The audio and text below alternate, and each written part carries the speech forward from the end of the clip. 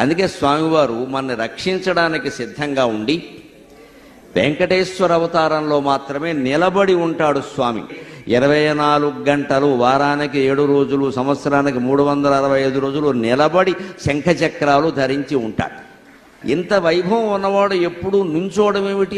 ఆయన కూర్చుంటానంటే రత్నాల సింహాసనానికి ఏమైనా కొదవగలుగుతుందా? నువ్వేమిటయా ఎప్పుడూ నిలబడే ఉంటావు, ఏదో శిక్ష అనుభవిస్తున్నట్టుగా కూర్చోవేమిటి, పడుకోవేమిటి, రవంత విశ్రాంతి తీసుకోవేమిటి స్వామి అంటే, స్వామివారు నా మదిలో స్ఫురింపజేసిన సమాధానం ఏమిటి అంటే, ఎలా విశ్రాంతి తీసుకోమంటావయ్యా? అప్పుడప్పుడు ప్రవచనాలు చెప్పి అవధానాలు చేసి నీకే విశ్రాంతి లేదు కదా, 24 గంటలు భక్తుల్ని రక్షించడమే పెద్ద అవధానంగా పెట్టుకున్న నాకెలా విశ్రాంతి ఉంటుందయ్యా అన్నాడు ఆయన. భక్త రక్షణ కార్యక్రమం పెట్టుకున్న వాడికి విశ్రాంతి ఉంటుందా?